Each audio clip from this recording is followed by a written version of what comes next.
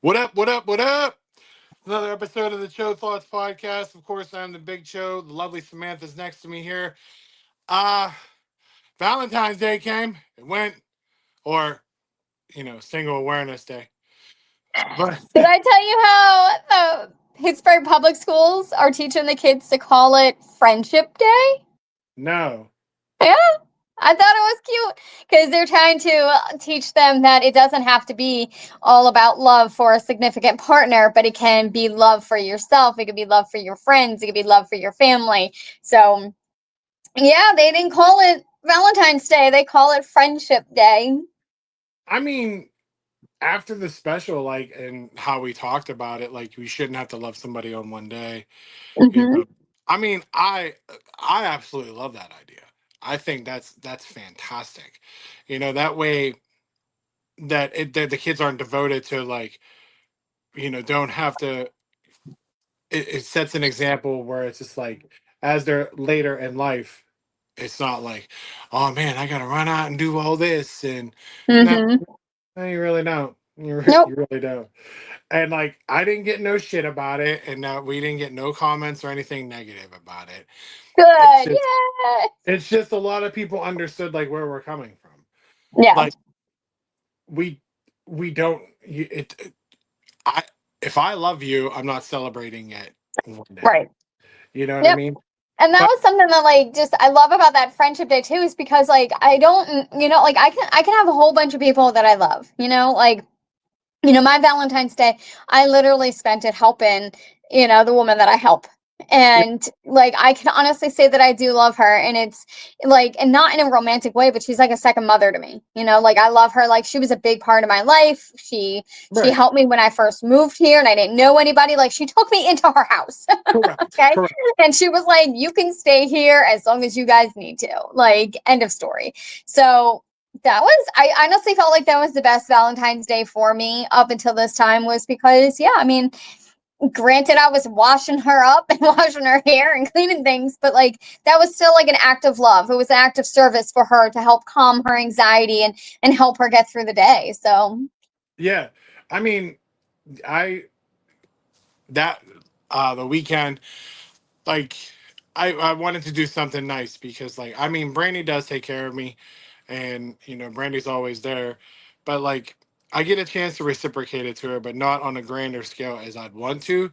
So I took that time where I was like, no, like, I mhm, kind of was like, no, I got this. No, let me do this. Like, and it's not just because it was Valentine's Day. Like, I had the money and the funds to do it, mhm, so I did it. So when I took her to dinner at Ditka's in, like, I guess that's Robinson, and like, it's just some of the shit that was making me laugh. It was like, it's the stereotypical stuff. Like, we got in there and like we were early just to be mhm. ready for the reservations and whatnot.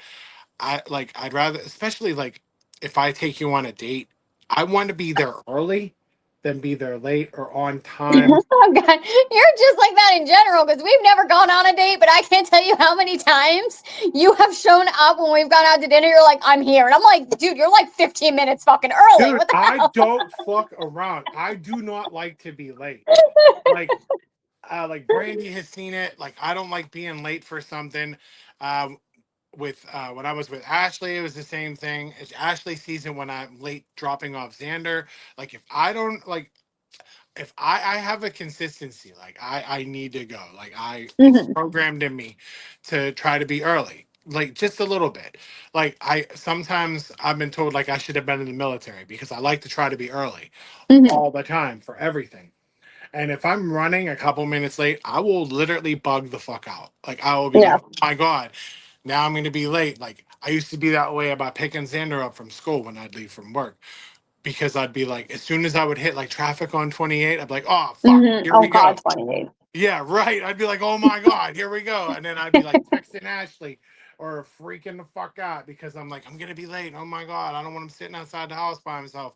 Like, it's just, I have a consistency of trying to be there. Mhm. Like, Do you feel that running late is a trigger for your anxiety?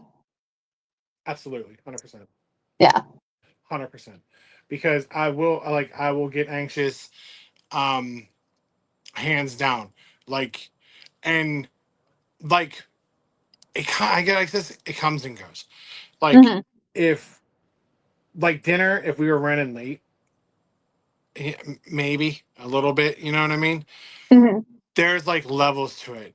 When it comes to Xander, an event, like matches, watchy stuff, um, track and field, anything pertaining to Xander, Hmm.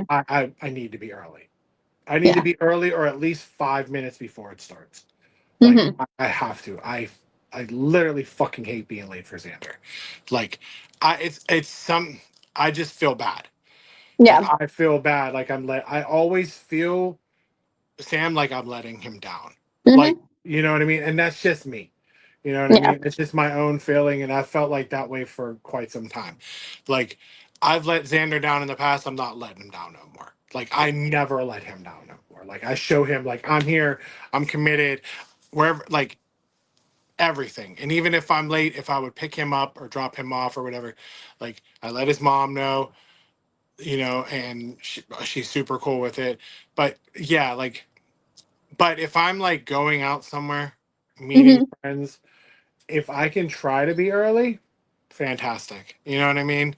Yeah. But if we're running out the door and I look and we're supposed to be there at 7 and we're getting there at like 6:55, I am the type of motherfucker that's gonna try to beat the GPS. Hmm. Like I that's just who I am. It says Yeah. 6:55, I can get there by 6:53. I know I can. But Hmm. there's some things where I'm like, ah, we'll get there. You know what I Yeah. mean? Because it all depends on who you're going with too, or Hmm. who you're meeting, or what you're exactly doing. If you're meeting friends and you know they're gonna be like constantly late, Hmm. you got some time. You know what I Yeah. mean? But Well, if you know, that's like, yeah. I had a friend, Wayne. Oh, good old Wayne. I hope he's doing well. He was a good friend of mine back when we lived in Philly. When I lived in Philly, and he was so notorious for being late. If we said dinner's at like 6, he would show up at 7. So we would always give him like, if we knew dinner was going to be at 6, we were like, oh, dinner's at 5. So we knew we would be on time. right? I mean, like that way, you at least you had the time. We're Yeah. like, we're gonna tell him 5. He'll be there by 6. Everybody be there at 6. All right, good. Yep. But yeah, like I like I said, it's just it's more or less it comes and goes. But I wouldn't say no. I take it back. Like it's more of an anxiety kind of thing. It definitely triggers me because it stems off of like the Xander stuff. Like it really Hmm. does because like I don't if I'm 15 minutes early, then I'm on time. That's how I Yeah. feel. And but then there's times where like Brandy and I will like the following day. Um, she's a history person. She likes history. Hmm. So I was like, I'm off. So why don't I get her ready and we go to the history museum? Like Hmm. like that'll be our day. It's like something to surprise her with. Like she's into it. It's Valentine's Day weekend. Hmm. Spend the day together and go do that. So they opened at like 10 and my girlfriend takes a while to get ready. Hmm. I have no shame in that. I know what she does. I wanted to be there by 11 o'clock. I got dressed at 10. Hmm. And then she saw I got dressed, so she decided to get dressed. I did it on purpose because I knew she was going to be ready to walk out the door by 11. Yep. So I was like, okay, I'm ready to go by 10, and we're out the door by 11. So, like, Hmm. I start planning accordingly. But, like, even if we were a couple minutes late, it's not a big deal. You know what I Yeah. mean? Because like it's open till 5 p.m. We have Hmm. the whole day, and like we went up. It was her first time ever there. I've been there a couple of times. Like we went up to the archives, reading about zones and districts in like early 1900s, like Pittsburgh. Fascinating. Like just the shit that we were learning, and Hmm. like showing the zones and like what Pittsburgh used to be to like now. It Yeah. was a very eye opening experience.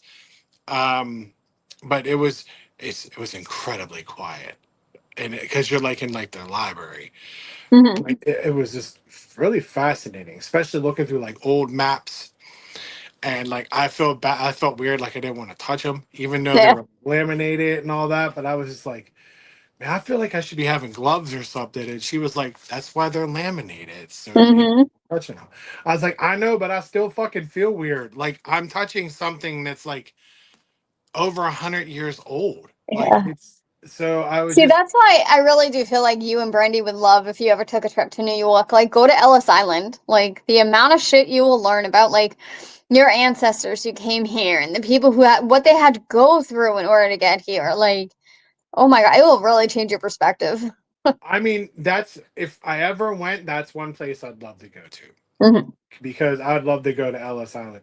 Because I know there's so much rich history, like American history, immigrant history, it on that island. Like Hmm. the amount of knowledge that's on that island is incredible. And like I've said it plenty of times, if I ever went to New York, that's one place I'm going. Hmm. I need to just to learn more. I always Yeah. want to learn more shit, you know, just to learn it, just to know about, have like the knowledge about things. Hmm. And I'm still trying to make my way to Liberty Island because damn it, I want to climb the 20,000 something steps to the top of the damn Statue of Liberty. yeah, Yeah. you're gonna be exhausted. That's okay. It's okay.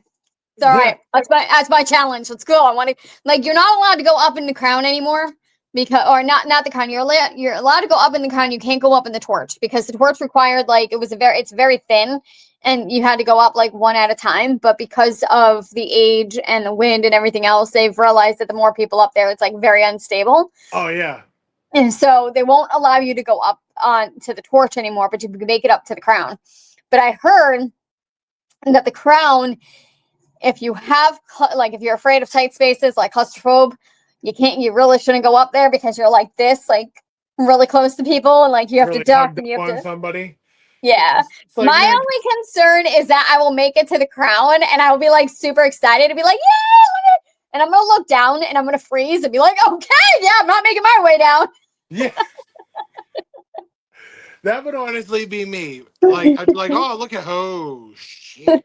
And then like my anxiety is gonna go through and be like oh my god is this gonna tip and fall look at the wind oh my god guys we're Yeah, right. Start freaking the fuck out. Be like, oh my god, oh my god. Like I forget where.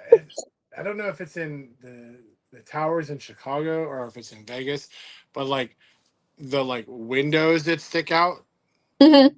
Fuck that. Yeah, no. No, no, we're I good. know. I think it's either in New York or maybe even Chicago. I know there are ones that like you could get to the top, and then what they do is they have like these balconies of pure glass, Yeah, like so you can walk out and like you see. And I'm like, nope, guys, like you would get me out there, but you're not going to be back in. Like, I mean, I know for a fact if I get out there, there's gonna be a puddle of pee when I'm trying to come back. like I went ziplining once, right? And like in order to get to the zip line part of it, you had to literally you had to take a rope. You had to get up onto the rope. And I was like, that was no problem because you had to climb up like through this thing, but you had to take the rope and like Tarzan swing across to this wall, and then you had to climb your way up to the wall in order to get to the ledge of where the zip line was.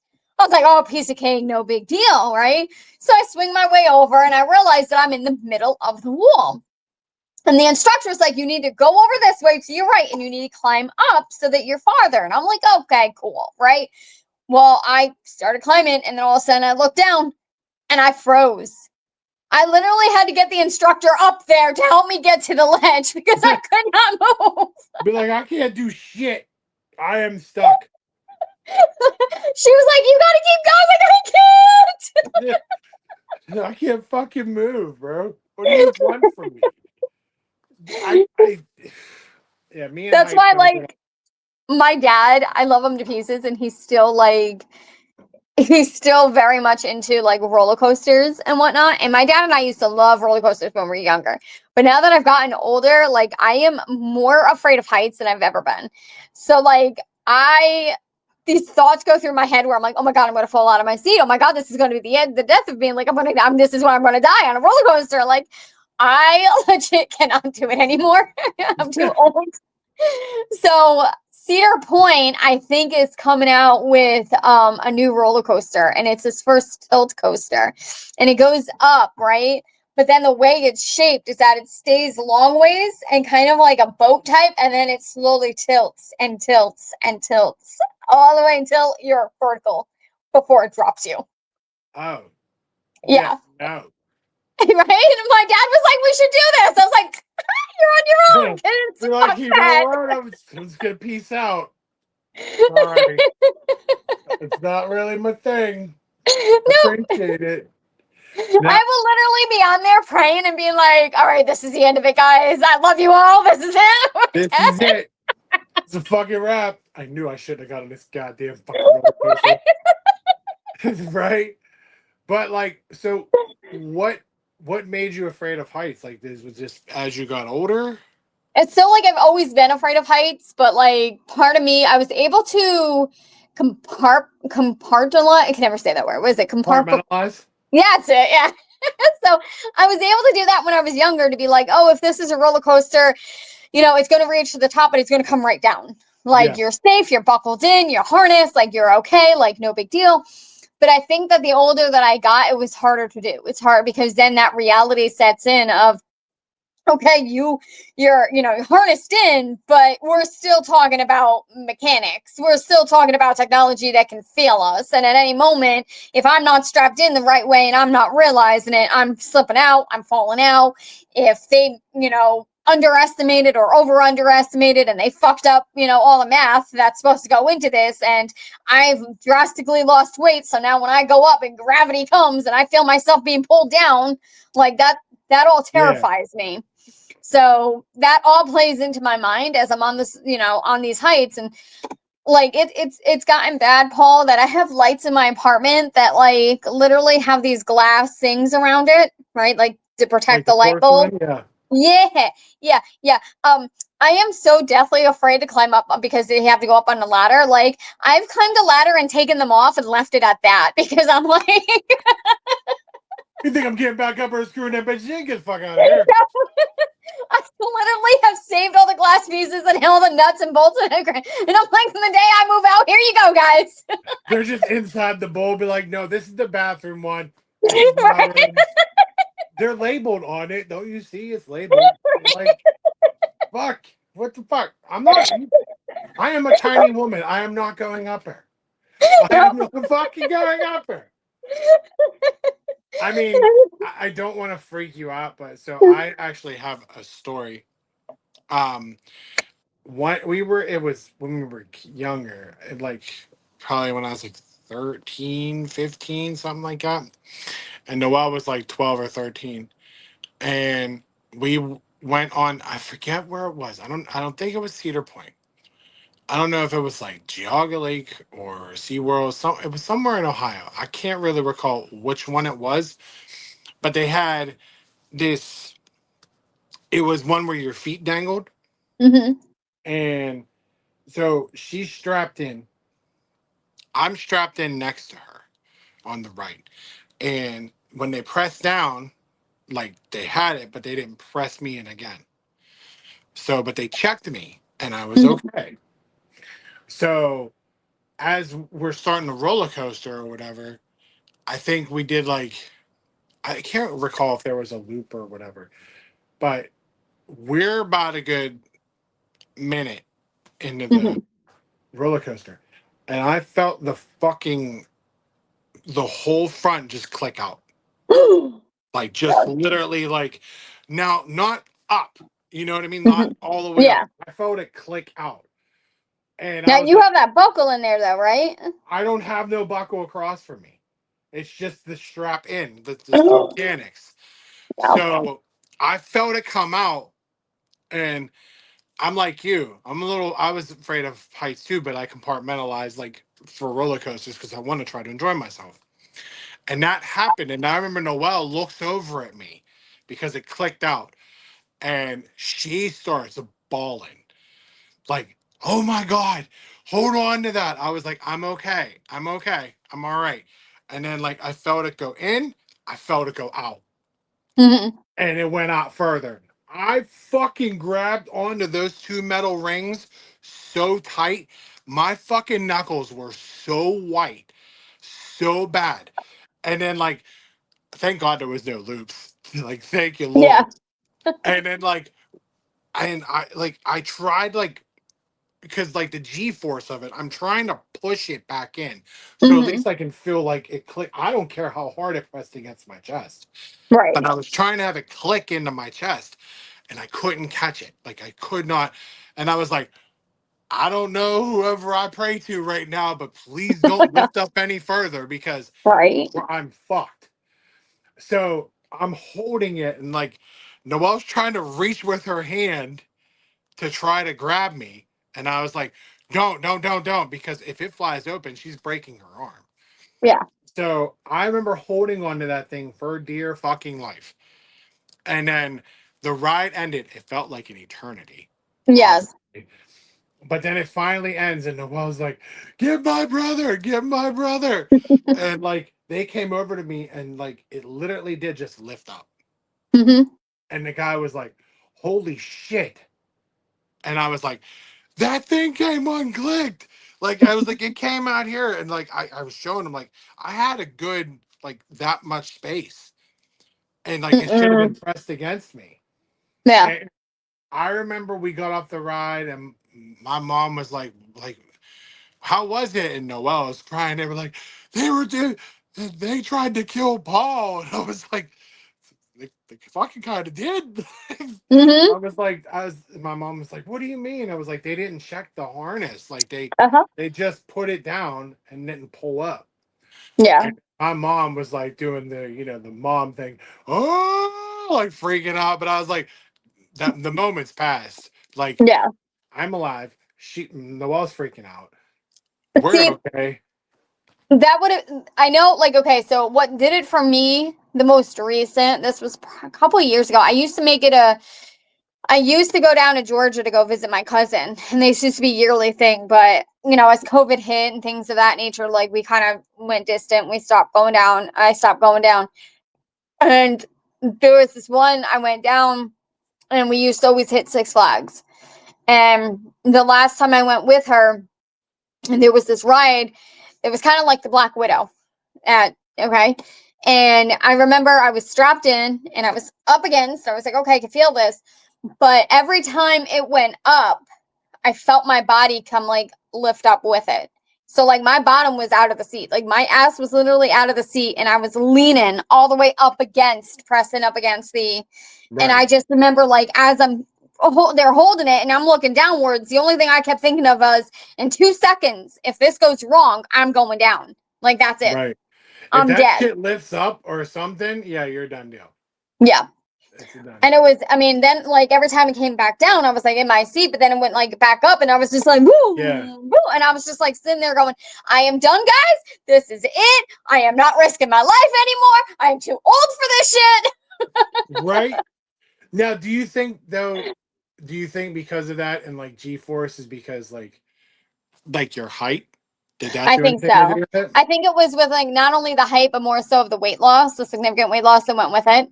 Yeah. So it just, yeah, it was too much for me. And I was like, But I can't do this, they guys. should have tightened your bar up. God damn it, Yes. we can't lose. You know what? We need better fucking amusement park safety out here. Okay? I mean, poor Samantha don't even want to go on a goddamn roller coaster anymore. See what y'all did? You ruined it for me. Right? And if anybody has ever watched Final Destination 3, I highly suggest if you haven't watched it, don't watch it. Don't. Because like immediately it shows a death on a fucking roller coaster. Like, Mm-hmm. so don't watch it. Don't watch Nope. it. Because that Nope. scares people too. Like people are still traumatized if they're stuck behind the log fucking trucks. Like if Mm-hmm. people see the I log won't do trucks, it. I've seen those, and I won't even go past them. Look, what's funny is I'll do that in a work truck, and I'll be behind it, and I'm like, I mean, I'm good. I'm in a work truck, but I was like, no, No. like I still it still kicks in where I'm like Final Destination 2, or like if I have a water bottle like drop in my car or Uh-huh. in the truck, I will freak the fuck out because of that movie, because of the second one, how the water bottle Hmm. gets stuck under the gas or brake, and she was trying to mush on it, Hmm. and it wasn't catching enough brake. Like, Nope. no, Won't do it. Mm-mm. yeah. So whoever's wrote those, fuck you. Like, Right? I mean, I get you take all of our like worst fears, like airplane crashes, car crashes, the roller coaster. Thanks. Like, Yeah. Well, Facebook is not helping much either because this is going to be a trigger warning, so I apologize. Okay. It does deal with, you know, it's weird sex. I'll just say that. I have recently learned that with some groups, and no judgment if this is your thing, this is your thing, but again, it can be triggering for some. In some groups, who are more open with their sexuality, and their pleasures, there is something known as urethra pleasure, which is where a I know man where this is going. will have sexual intercourse with a woman through her urethra. Mm. Mhm. Yeah. So that is a new fear of mine where I'm like, let's pray to God I don't meet anybody with this this fetish because that shit ain't happening. So like, how? From my understanding, because yes, this I saw it up on Facebook and I was like, what in the holy Batman did I fucking read? Like this is nuts. Yeah, but like, And huh. well, I Googled it. I went down a whole rabbit hole for everybody here, okay? Yeah, like, So the how's this? woman's urethra is only 1.5 millimeters, or so it's not wide or long at all. So you would actually, little by little, through a stimulation of toys, fingers, and penis, you would enlarge it little by little. But yeah, and it also there are medical conditions that cause women not to have a opening to a vagina, and therefore the urethra is accidentally Yeah, pleasurable. But that's on rare terms with that one. But there are people out there who have this fetish who actually do that little by little. They open it, they stretch it, and the side effects to this is that you're going to get a lot of UTIs, you're going to get I a was lot of gonna kidney say you're gonna get a lot of infections, UTIs and yeast a infections. lot of bladder infections, and over time, you become incontinent. So Nice. yeah, I mean, I could kind of one. It's kind of weird, but it's to each his own. it's weird, but like there are people out there who like enjoy this fetish because they said that it feels different, but also because it cannot impregnate the woman. And as soon as that came in, I was like, so are there, like, that's the fear of mine, that there are some men who would rather cause more misery for a woman than to have to wrap it up. Yeah. Instead of me just doing this, you're gonna have like bladder infections, UTIs. But what kills me is like, so, what if like the man like wants something in his urethra? Like that's weird. His urethra is actually 8 centimeters or millimeters. I can't remember which one. Yeah. So it is actually deeper. So if you really like took it into a perspective, a man, a man's urethra would be able to fit another man's penis comfortably. I gotta just say for the record, I'm all right. You're not ready? Is that what you just Yeah, said? I'm not ready. I'm not right. I'm all right. Like, You're hey, not ready. hey, how do you feel? I'm not ready. I'm not ready for that. I'm not ready for that. No, your body, your choice, Paul. It's okay to say no. I'm saying no. I'm saying fuck no is what I'm saying. Like, like people like I must say though, like people find the craziest shit. Right? Like, like, okay, okay.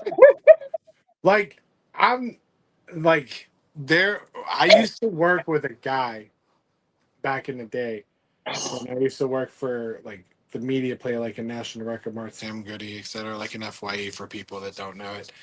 And he was, and like at that time, he was like about my age. He was like in his 40s, and he was dating this woman, I guess, that had like the trach hole or whatever, Mm-hmm. and like he would put it in there, Oh and I was like, oh. All right. He was like, "Yeah, you've never lived till you put it in there." my God. I was like, "You know what? I'm gonna go not living. Like, Right? I'm really cool. You know." So now, looking at this now at 42, and now they're doing it like this. All right, like that's how. I mean, again, to each his own. But Right? Well, uh, that's like I was having a conversation with one of my clients, and it's difficult as a therapist. One of the challenges is that like, and I love how the ethics behind therapy is now changing. Like a lot of it is changing. Like so, meant like okay, so some of the ethics included like if you had a client pass away, you weren't allowed to go to their funeral or their memorial service. Now that's different because they know like you built that rapport, you had a connection, like you are going to grieve, you're going to feel different. correct. Other ones included like, okay, well, you can't go to a birthday party if you were invited. So the thing that changed with that is that no, you really wouldn't go to that birthday party unless, of course, it was like an ex client of yours. Like if it's a current client, no, you're not going to cross that boundary. But depending on the comfortability, you don't have to go and introduce yourself as, oh, hey, I used to be the therapist, Yeah, right? yeah, Now, the other aspect of it from years ago was that you as a therapist had to train yourself to show no emotion. You were not like, you literally had, and this is where I always felt like, okay, great, like they want to be like this know-it-all, they think that they're better than me. Like you had to literally have like rest and bitch face. You could not show or express emotion. Like fuck that. If I have a client that says something, I'm like, oh really, tell me more. Like yeah. I'll do that now because that's what they're looking for, and if it engages them to open up, great. But like we like even in grad school, they'll tell you you cannot express emotion like that. You cannot cry with your client. You cannot do that. So one of the things was that if you came across, like a client who was racist, homophobe, things of that nature, Yeah. like you were supposed to just put your feelings and emotions aside and not get triggered by it and try to explore further with them. Mm-hmm. Well, now they're starting to change all that and being like, if they're disrespectful to you in any shape, which way, shape, or form, like you do not have to engage in that. Like you really do not, because therapy is supposed to be a safe space for everybody. That includes the therapist. And if you're going to come at the therapist and mistreat the therapist, well, then it's no longer a safe place because now that therapist does not feel safe to treat you. Right. Okay? So I do have a client who does struggle with, he's very racist. Bigotry is a big one. He really does believe that women should not have degrees. Women should be in the kitchen, producing babies, making their husbands meals, things of that nature. Like his mindset is skewed. Okay. Right. So like we were talking about this because in the most recent training that I took this week, the instructor basically said, like, because one of the therapists came out and she was like, so I have a hard time talking politics and religion, and I don't know how to continue with this one client without crossing the line. And the instructor said, well, that's what's great about therapy now, is that you get to choose where the conversation leads. It's no longer what the client, like you're helping the client rewrite their story, which is great. But like you as a therapist gets to guide and dictate where this conversation is going to go. So for me personally, the two things I will not talk about in session are politics and religion, like at all. And a lot of that is because my clients have a tendency to become very fixated on a politician rather than the meaning behind it, right? So like, I don't care who the politician is, they're not in the room with us. Okay. They're not here. You're not in a relationship with this politician. They're not in your life. Okay. We can talk about how maybe the executive orders and the new rules are impacting you and your family and how that's contributing to an increase in your depression and anxiety. Absolutely. We can talk about that. But I will not talk about your love for a politician or, you know, how much you hate a politician and then ask me like who I voted for, because you don't need to know any of that. Like Correct. none. Okay. So like my partner is still new, he's still in college, right? And he's still not grasping this, because when I tried to explain that after the training, he was like, well, I disagree with that. And I was like, why not? And he was like, well, let's say we get a client who's a full out Nazi, you know, and him having, you know, being a Nazi, that could contribute to his depression. So I would love to explore further with him his thoughts on that Nazism, and that's contributing to his depression. And I was like, yeah, no, because if I have somebody who's coming in telling me that a Jew needs to die because he's a Jew, you best believe I'm not exploring that with him. I'm not. I'm not going down that rabbit hole. Right. Because now we're not talking about his depression. We're not talking about any of that. We're now talking about him being hateful purposely towards others. And I don't got room for that. I don't got time for that. Okay. Some people just really, and this is something that we're all learning now as like new therapists too, is that some people are not curable. Some people cannot change. And it is not your job as a therapist to try to change them. So some of these people, you just kind of got to be like, well, that's who they are. Right. Yeah.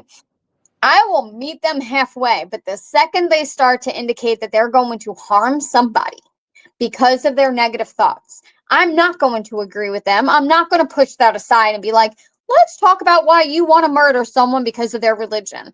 You best believe I'm calling the fucking cops and I'm turning his ass in. End of story. Okay. So when I was explaining that to my coworker, when he was like, oh, well, I wouldn't do that, I was just like, so we can't be partners right now. I need to just take a minute because I'm about to lose my shit. Okay. But I do have a client who is indeed very racist, and he talks about it like, and we could be in the middle of session and he doesn't want to listen to anything that I have to say. So that's where I'm just like, so you disrespect me, I'm walking out, I'm leaving. Right. And like all of that. So yeah, it was just, I don't even know where I was going with that, because you said something I totally lost. My train went. It went. But my only question is like this: are you allowed to disclose if this client is like older, or are they like younger? And they're a little older than us, but not by much. Oh, because I was like wondering like how old they are, because you know, given their mental state, they probably are like fixated on that. You know, woman's place is in the kitchen. Blah blah blah blah blah blah blah blah blah. You know what I mean? But it.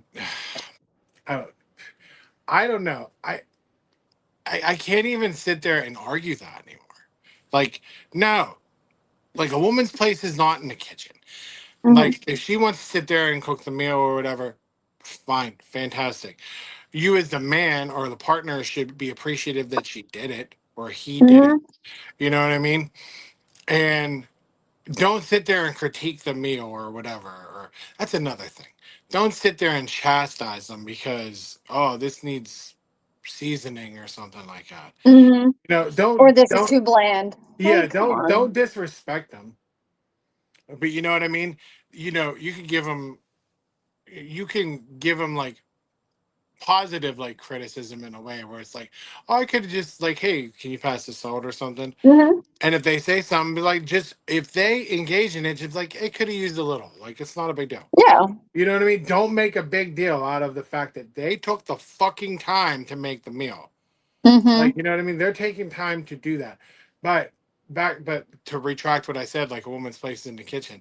This isn't 19 fucking 40s or the 50s anymore. Nope. This world is way different than it used to be. Mm-hmm. So I like I feel bad about like, you know, women don't get paid like men do. And I wish that could be, I wish that could change, because that don't make no goddamn sense to me. It's never made no fucking sense to me. But like this isn't the way it used to be. Like they're so fixated on that, the way it used to be. The woman has to cook, the woman has to clean, yo. Um no.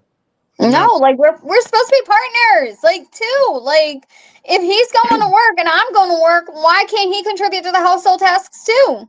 And correct. the child rear, like not the child rear, but the like child raising. Like I don't understand. Like this society is just so fixated on the woman is the problem. I'm Right. like, what did we Like do to you guys? my shit is this. Like if I'm tired, I'm tired. But if I gotta get shit done, I get shit done. Mm-hmm. Excuse me. Like I'll put it out there right now. My partner's not here Mm-hmm. all, you know? So I get it when she's here, she wants to help me. Like she wants to hurry up and like start cleaning the house or do something. And I'm like, no, like you don't have to do that. And Yeah. like she does. I feel like I feel like she has like OCD and she can never keep her hands still because like she automatically wants to like wipe something down. I told her you remind me of Monica from Friends. Like Yeah. she has to fold a blanket. I tell her all the time, you're a mean ass blanket folder. Because like if it's a little out of like disarray, bang. Uh-huh. And I'm like, But I totally get where she's coming from though. The like, for instance, like today I came in to go help the woman that I help, right? And I was there almost all day. And she had doctor's appointments that she needed to go to, but she was like, can you help around the apartment? And I'm like, yeah. Well, her and her husband live in like an assistant living, but the nurses there literally do laundry like once a week. And then what they'll right. do is like, sometimes they'll just sit in the washer and you're like, now it has to be rewashed. Like, what the hell? Right. Yeah. So that's the first thing I check now is to make sure her laundry's done. And so she had 2 baskets of laundry not done. She had laundry in the dryer, laundry in the wash. And I just like opened it up. I was like, and she goes, Samantha, that's not your job. Don't do it. I was like, no, nope. And I was like, but, and she's like, I'm not, she's like, there's no way. She was like, it's not your job. I was like, but I No, I get it. I do get it. But like have to. she also understands that like just who I am now and like who I've grown as a person. Like there's things around the house like work on the trailer that Mhm. need done. Yeah. But like due to the like inclement weather, I can't really paint because it's Mhm. cold. It's gonna take longer to dry. Like Yeah. I don't want it to come back, or especially if I have X, it's tacky, you know. Yeah. And then like I'm repainting something or something, like so I put off like everything house wise off to Mhm. the winter breaks. Like Yeah. I just set that aside. Like that's what I'm doing. But like if I get in a groove, it's a fucking wrap. Like if Mhm. I start shit, I'm just gone. And I'm very anymore. I used to would be like, oh, well, this person will get in or this person. No, I'm more of a I'm gonna do it myself. I'm Mhm. gonna get it. I'm gonna do it because I know it's gonna get done. Like if Yeah. I do See, it, I can. I know I can't say that that's about you, but I know for me, like when I do that, that's because it is a trauma response for me, and it's called hyper independence. Because the thing was like growing up, and even in my adult life, the people that I did depend on for assistance or for some support or for help, would say that they would do it, but it never got done, and it always came back to me having to do it. So I have literally like my brain has taught me that I cannot rely on anyone else. And that I have to always do it in order to get it done. So this is where it becomes a problem because then I don't like asking for help because I'm like, well, why am I going to ask you when I'm just going to get it done myself? I'm just going to do it myself. All Correct. right. And like for instance, I was hanging out over the weekend with some friends, and she was talking about like how her husband helps, like if she does grocery shopping, her husband will like come and like bring in like food or whatever. And I was like, yeah, that would be great, like whatever. But I don't have anybody to do that. Even if I did, that would be my downfall. My weakness is to be like, I mean, and this is, I know pain is like different than what it is, but like I still get agitated when people pay for me. Like, just don't do it. Like, when I've got people who like literally they're like, "What do you want?" And I'm like, "No, no, no, it's fine." And they're like, "Okay, I'm buying for you anyway." And they like have to pay before I like do anything, and Yeah. I hate it because they know that I hate it. But at the same time, I'm teaching myself, like I'm trying to learn, like if they're offering to do it, let them. Yeah. Don't stop them. Yeah. Like I've got like that in a way where it's just like I've start to be okay with that. Mhm. like especially like with Brandy. Like if Brandy Yeah. just takes the initiative and does it, I'm like, there's part of me is like, fuck, like, Yeah. you know what I mean. But then I'm like, again, therein lies probably that independency, where Right. I'm very in the last 6 years, I've been very, I got it. I could do if, Mm-hmm. like you just said, if I want to, I'm doing it on my own because, in a sense, there was only just me for the longest. So I was just like, I'll do it on my own. I'll do it my fucking self, and I Yeah. would just do it. Do. Now, like, I do have Xander's mom now. I do have Brandy. I do have my. I mean, my parents are always there, but my parents are far away. Mm-hmm. Like my mom's an hour away. My is always busy with work or something. And Right. I just had to realize I have to do it on my own.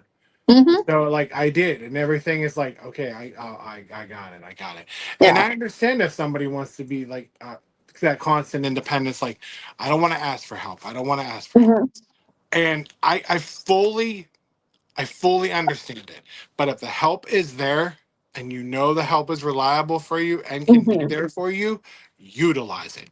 Yes. You're there's no, and that's for anybody. There's no Mm-hmm. fucking shame in asking for help. No. There's none. Because sure, I get we want to like, I know I can do this. I know I fucking got this. I know I can do this. Sometimes you don't. Yeah. Like, you know what I mean? Sometimes the weight on your shoulders is a little bit more unbearable than you thought. You Mm-hmm. know what I mean? So if you have the resources and the help, Then go for use it. it. Or like, Mm-hmm. or at least try. You know what I mean? What's the worst thing they say? No, or I can't, or Right. you know what I mean? And don't ever think like, to me now, like I if somebody asks for my help, I will help them. I Mm-hmm. don't ever want them to think that they're a burden to me. Right. Like you're not. If there's a if I mean, I'll be straight up. If I don't have it, I don't fucking have it. Mm-hmm. If I don't have money, I'm sorry I don't have it. But if I Yeah. have it, if I can help you out with half it or something like that, sure. Yeah. Or if you need a ride somewhere, or Mm-hmm. yeah, bet I got you. Yeah. But like, don't be afraid to ask me anymore. Like, So if I move, Paul, can I ask you for assistance in helping in the move? where? I don't know. I'm just saying. I mean, if it's to New York, it's going to be a whole fucking day. I mean, I'm already No. here, so I'm gonna have to want to see some shit. So I If mean, if it's you in New think, York, I'm hiring a moving company. I was That's gonna gonna be say, so that. if you think about it, like the fucking risk is worth the reward, right? Yeah. So it's like, I mean, I'm already fucking here, you know, but like I'll be like, I, my reward is Ellis Island, guys. that's it. But like the more I've thought about it too, like I mean, that's probably my only thing I would be on the fence about now, is now being older, is moving. Hmm. Like, I mean, if push comes to shove, if nobody is helping you, sure. Hmm. You know what I mean? Like, but if you don't know how to drive a U-Haul or something like that, I am your fucking guy. Like, I got you. Hmm. But like, I know I'm 42. I feel it every fucking day, Hmm. day in and day out. So I mean, I'll try, I'll help, but don't expect me to move the whole damn fucking house. Like, I can't do all that shit. Like, No. and plus it gotta be in the day when the body's feeling good, you know? Look, I'm giving myself a 5 year, okay? Because apparently there's like a giant asteroid that's supposed to hit Earth in 2026. So I mean, if we're still alive and we make it past that, then I'll consider moving. But I ain't doing anything. So I'm in the middle of like helping you, and I'm like, I wish that asteroid would have fucking hit us. Just fucking take me now. Like, I know, like you're hiding in your shelter, your bomb shelter, and everything from this asteroid. But like, do you have 5 minutes to spare? Yeah, right? Like, I know you're hiding, but like, I need to get the fuck out of here. No, bitch, I'm just grabbing you and taking you to this fucking fallout shelter. We ain't got time to do all this shit. Take the necessities. And while you're at it, take Oh, them little fucking light things that you had around your apartment. We might need I one. See, this is like all I told my mom. I was like, I will be okay. Okay, if this asteroid comes and just hits Texas, I will be totally okay. Just completely demolish Texas. I mean, there's a lot of fucking happen if it fucking hits Texas. Like, Oh, do you want to hear a cute story? I of course. Okay. So I have a family that I'm discharging with next week, right? And they were a transfer case, meaning I took over from another therapist. So this therapist actually got promoted to temporary supervisor position. So she had to find new therapists for her different families. And I remember she had this one particular family. She came and she was like, I know who I'm giving you to. Like, there's no ifs, ands, or buts. She went to my supervisor and she's like, Sam is the only one that I will allow you to transfer with. Like, I truly believe that they need somebody as strong as Sam. And my supervisor was like, all right, let me see how she feels about it. And so we talked it out and I was like, you know what? Bring it. I'm always up for a good challenge. Let's see. So I met them at the beginning of November. Okay. And they were like, okay. And we were slowly, I built rapport with mom and dad. We had some work that we still needed to do. They did have an extension on their treatment. So it was like additional 3 months. So, and they were good over Christmas break, didn't have any calls, none of that. And I was like, all right. So come January, when I came back, the son, who is my IP, literally was like, well, I think you're okay. And I was like, what do you mean you think I'm okay? And they're like, you're better than the last therapist, so you're okay. And I was like, oh, good to know. Right. Fast forward to yesterday. Okay. I'm having an independent session. So an independent means that my partner's not with me. It's just me and the family. And so I show up and I'm like, oh, hey. And, dad greets me at the door. He's like, hey. And I was like, hey, how are things? He goes, pretty good. He's filling me in. Right. And I was like, oh, where are the kids? So he goes, oh, well, IP's up in the shower. And I was like, oh, now keep in mind, IP struggles with hygiene for reasons that you can probably imagine why. Right. Yeah. So it's literally pulling teeth to try to get him into the shower some days.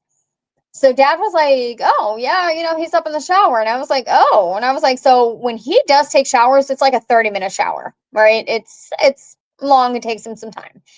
So I was like, wait, did you tell him to get in the shower? And he was like, no, I just told him that you were coming and you would be here in a half an hour. And he went up and he took a shower.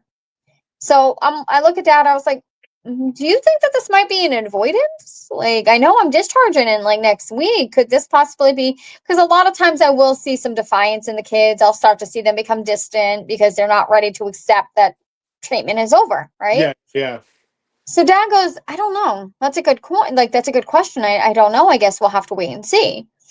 So he calls down IP's sister, who tells us that she's not coming down until her brother is done in the shower because she's not walking down alone. Okay. Fair enough. Whatever. Right. So at this point, I'm checking in with dad, making sure he's good with his mental health, checking him in, especially with the new life events that have been occurring in his life, just making sure that he's still stable and good. Yeah. Okay. So now it's like 25 minutes have gone by and dad's like, all right, I really need to go get him. Like, we're just wasting your time now.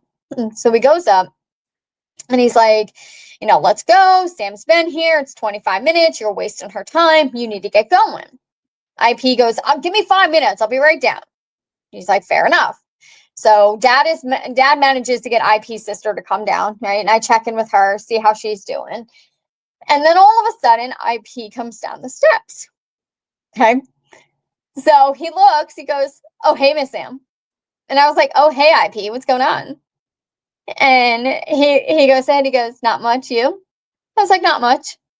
And then he goes ahead, I go, it's good to see you. And he goes, good to see you. I was like, so how are you doing? I just want to check in real quick. How are you doing? How are you feeling? And he goes, better now that you're here. Oh, shit.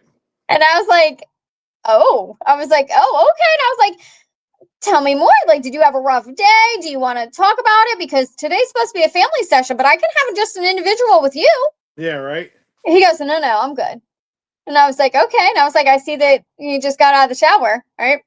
So now, mind you, he's in his new Pittsburgh Penn jersey. Nice pair of pants. He's got his hair greased back or gelled back, right? And he goes, yeah, I wasn't smelling squatchy enough. Now, so for those of you out there who were wondering what squatchy means, I'm sure you know what it is called, like that Sasquatch bar, like for men. And he's like obsessed with this. Right. So I was like, oh, you weren't smelling squatchy enough. He goes, no. And then he goes, you smell that? And I could, like, he reeked of it. And I was like, yeah, it smells pretty good. I got him in, like, it smells pretty good. He turns around and he goes, I had to be squatchy for you.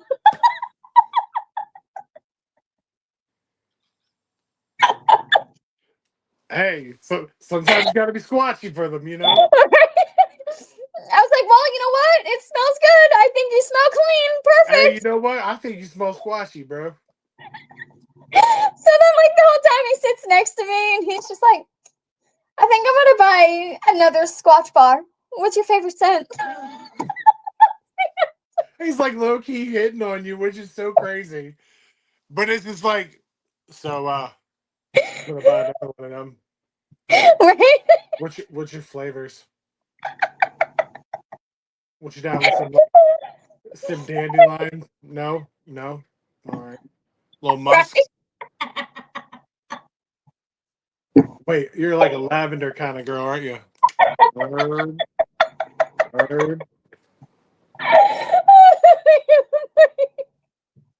Oh my god. So like the entire time in session, he's like smiling at me, he's looking at me. I'm like, oh my god, right? So at the end of the session, he was allowed to go back upstairs and watch some TV. He had to get ready for his bass lesson. That was like an hour later or whatnot. And the dad looks at me and he chuckles. He goes, just can you make me a promise? And I was like, well, it depends on the promise. I don't know if I could keep any. I'm not supposed to. And he goes, just, break his heart gently next week when you do start with him. Right? My man's going to be feeling awfully squatchy next week, bro. I mean, that poor kid. Oh my god. I can only imagine just what not like bad. I can only just imagine what he smelled like. I mean, I'm not gonna lie, it smelled good. It wasn't strong, it wasn't, but I mean, don't get me wrong, like I'm a sucker for a man who smells good. Right? Like if there's a man who walks by me, I've had times where during the summer, and I know this is going to sound crazy as all hell, and it is, but like there are times that I go running like around my block or whatnot, and there would be men who run by me and they smell amazing, and I'd be like, yeah, I'm running after you. Are you squatchy? Hold on. Yeah, all right. Yeah, all right. Like it's so bad because like if they smell amazing, my ovaries just go into full effect and they're like, oh my god, like I need you. Like, it's so bad. What is that, leather and lilac? Word. They're just gonna whiff. But like that's on grown ass men, you know what I mean? Like yeah. So, but like when he came down and he smelled like how I smell. I was like, I mean, it's not like you smell like body odor. You smell pretty good. You smell clean. Yeah, and especially for him to, take an accountability for his hygiene. Yeah. And go take care of it. Mm-hmm. To kind of impress you. Yeah. Like, hey, it's feeling squatchy today. Right. I kind of told Dad, I was like, just don't hate me if he stops showering after next week. Yeah, right. Like, you get a message from the family and all of a sudden be like, he hasn't been squatchy in 6 months. You're going to have to stop over because we need to clean our kid. Like, I mean, at least, I must say, though, with Xander, if Asher or I tell him, yo, you got to get a shower, God. Like, he takes a little bit. And then like I'll sit there and go like, I have that every parental thought, like, oh, he's 17. Please don't be doing what I think you're doing in that shower. Please don't be doing that. And yet I And, have this discussion with many of my and families. right, and I'll sit there and I'll be like, then like I will counteract and be like you weren't 17 before, Paul. Like, you know what I mean? Uh-huh. And then I sit there and go like, all right. And then I like, but Xander don't take a long time in the shower. But sometimes he will, and I'll be like, "Oh, this is the day. This is the day." Like, I have I always never worked ever want to with, go in there and be like, "What are you doing?" And then I hear see, like, and "Dad, get out of here!" this is where I work with those clients, like the parents. And most of them have agreed upon the one rule that I always have in situations with older kids in that situation. Okay. We prefer the shower over anywhere else because you can clean up real easy. Okay. No, 2, if it just happens to be in your bedroom, please give us a notice, like a sock on the door, something, so that we know not to come in. And 3 and foremost, make sure you grab the Clorox wipes with you when you're done, as yeah, wherever. If it's in the shower, well, I don't care where grab the Clorox wipes with you. and please, whatever you do, please don't have crusty socks and towels all over the damn. Right. Like, come on, bro. Like, Like, the point. I mean, I haven't experienced it personally, and like I will never put my son's business out there if even if it had happened, but I've never experienced it with him or like my nephew or anything like that. mhm.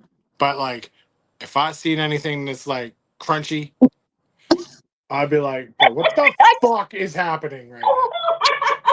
I'd be like, you better go do the goddamn fucking laundry right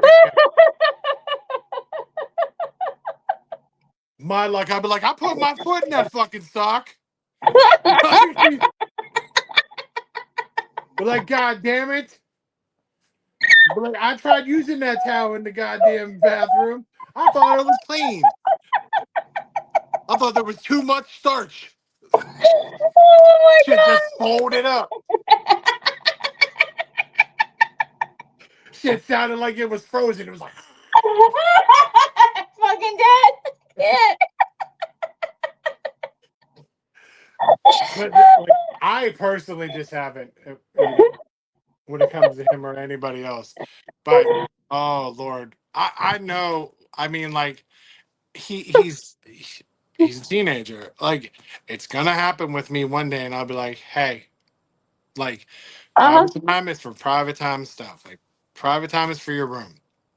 Or See, and that's what I appreciate because, like, I can't tell you how many times my mom almost caught me because she would barge into the room, and I'm like, "Come on!" oh Like, my god, dude, that used to be my dad. uh-huh. Like my dad, all of a sudden, like my mom, God bless her, but my mom is still to this day a knock and walk in kind of lady. Mm-hmm. And at least with like you heard the knock, you could be like, oh, okay.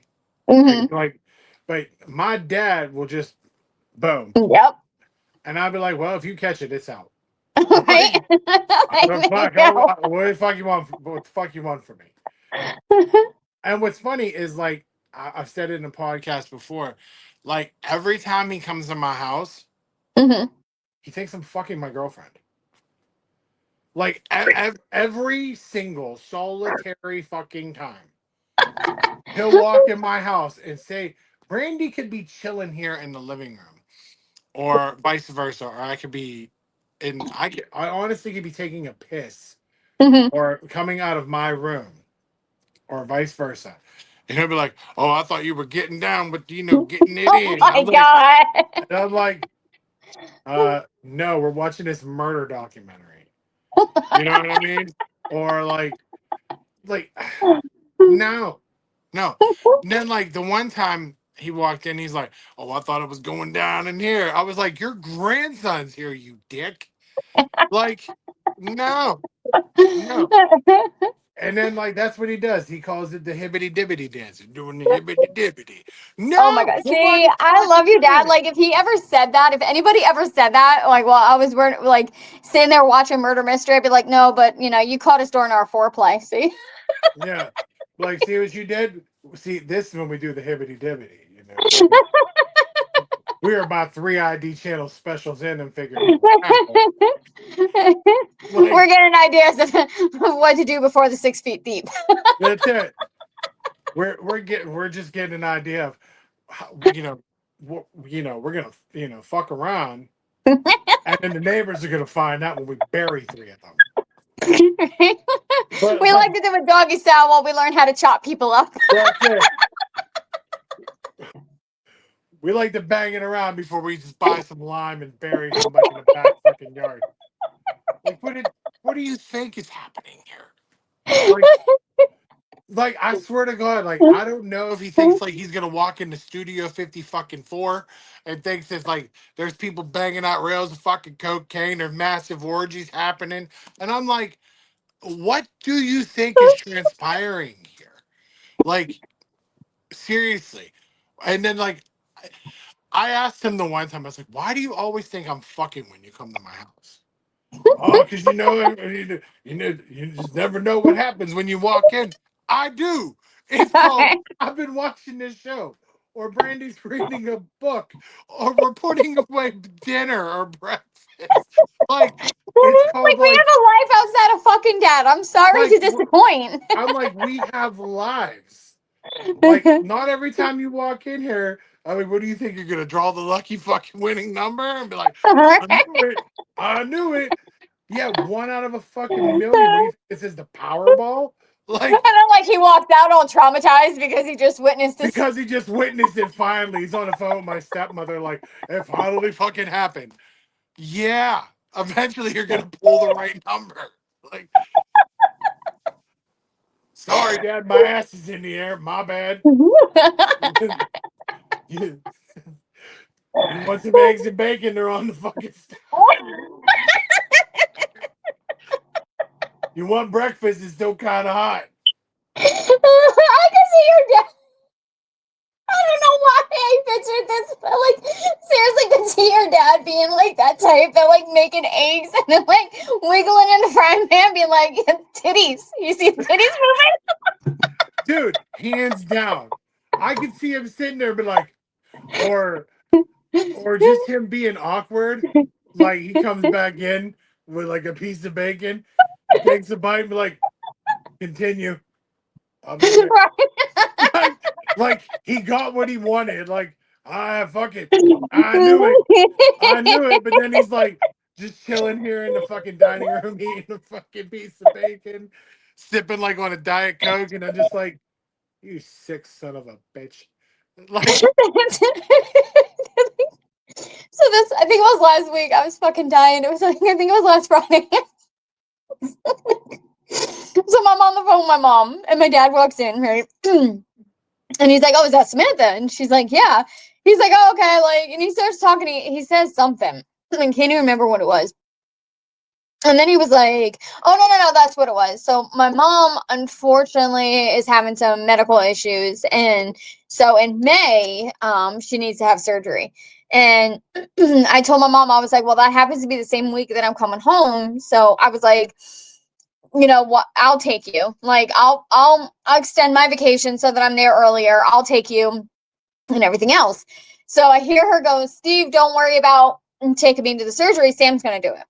And my dad's like, "But that's in May." And she's like, "Yeah, Sam's going to come home that week." He goes, "Well, no. Why is she taking the week off? Like, don't use her PTO, like, to do this. Like, I got it." And so my mom's like, "No, she has to come home anyway. You guys have the baseball game." And my dad's like, "What baseball game are you talking about?" And my mom's like, "You have a baseball game in May that you're going to. Like, Sam gave it to you as a Christmas gift." He's like, "No, I'm only going to one, and that's not in May. I don't remember when it is, but it's not in May." So my mom goes, she's like, "No, you're going in May." And so they're arguing back and forth, right? And next thing you know, I hear my dad going down the hallway being like, "It's not in May, I know." And then he comes back and I hear him and he's like, "What's her number?" And then he calls me. So my mom's on the phone with me. My dad, who is in the same fucking room as my mom, is now calling me on the other line and being like, "Your mother just told me that we have a game in May. Do we have a game in May?" Just ask mom to take the phone off of her. I'm like, "Yes, we have a game in May." And he was like, "What game?" And I was like, "Dad, we're going to the Subway Series. We're going to see the Yankees play the Mets at Yankee Stadium." And he was like, "Oh, yeah. So what's the other game?" And I was like, "The other game is July to watch David Wright get his number retired." And my dad's like, "Oh, yeah, so your mother wasn't bullshitting me. Okay, yeah, thanks for taking her to the doctors." So after all that, like after all of fucking that, he's like, "Oh yeah, shit, man." I'm sitting here dying because they're arguing and they're in the same fucking room on their own phones. The worst part is he picked up his phone to call you, and your mom is like right here. And while I'm still on hold with my mom, no less, because she's not hanging up. Oh yeah, of course.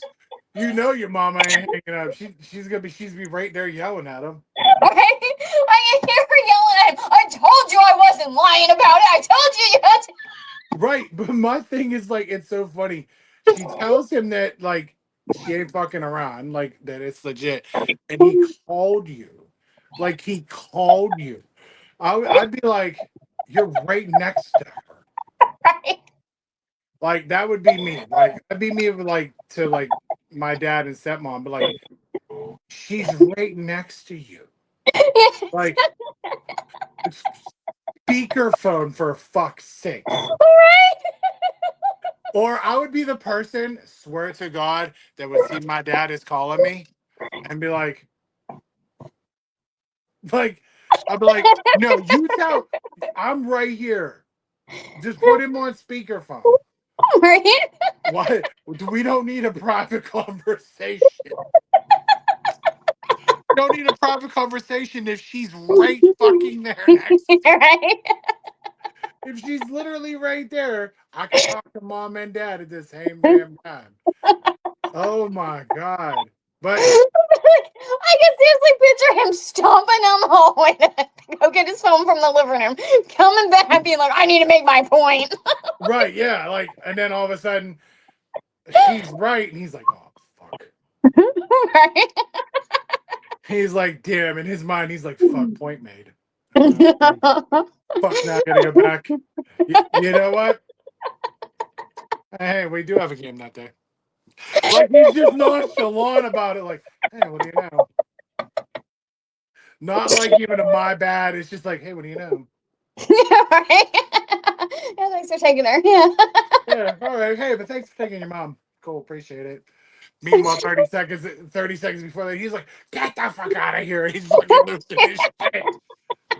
And then life turns back around and fucking reality slaps him, and he's like, oh, shit. And the sad reality of all that is that, like, when that all went down, I was like, shit, I'm just like my dad. I'm gonna go check this shit out. I'm like, Sam, never mind. She's already gone. I was like, so that's where I get it from. I'm definitely my dad's kid. They're like, you understand, Sam, 4 people already checked it, and yeah, that's not there. No, I'm gonna go, okay. All right. Then you come back and be like, I wasn't there. Right? Hey, I mean, It was in that moment that I felt like I was like a Progressive commercial. We can't, what is it? We can't help you from changing into your parents, but we can help you save money. on car insurance, yeah, for sure. Yeah, oh my God, dude, that's fucking great. Like I had, I was like, that's pretty much gonna do it. I had more, but like, I had a like family thing happen this week, so me and Sam kind of pretty much mustered this up together. Um, I still have like I got other stuff I want to talk about. I'll talk about next week. But like I said, I just wanted to throw something out there. I had something go on in my family, so I kind of delayed this a couple of days, but it's out. Hope y'all enjoy it. Xander's Polar Plunge will be, this comes out Friday, which is today. This is when it's happening. So I will have video for the podcast. I'm probably going to try to stream it live. So, hey, better him than me. I'm not doing that shit. I want video, Paul, because I need to see this. Oh yeah. There's gonna be video. So many people have invested their time and honestly their money in it. They have to see it. So Yeah. it'll be there. Next week I'll have something. We'll have something better going on. Like I have some stuff that I jotted down like a couple weeks ago. But yeah, it was a crazy week. But Sam and I will see everybody next week. As always, make sure you follow us. You like the stuff on all socials. And just the comments are great. I know there's questions. I'm gonna get to them next week. I just had a lot going on. We will have more about Xander's Polar Plunge. Of course, Rebecca's marathon training. If you haven't been seeing that, she's been killing it right now. We're gonna get her back on the show because I know she wants to talk more about like her progress and what's going on. And of course, the big thing everybody's waiting for is the bar crawl weekend. So Mhm. I was like, there will be videos where there will be stuff to talk about, and like I will have more topics to talk about next week. So for Samantha and myself, we will see you all next week. Have a great weekend, and we'll talk to y'all later. Bye. Oh no. I messed it up. I got it, folks. Calm down.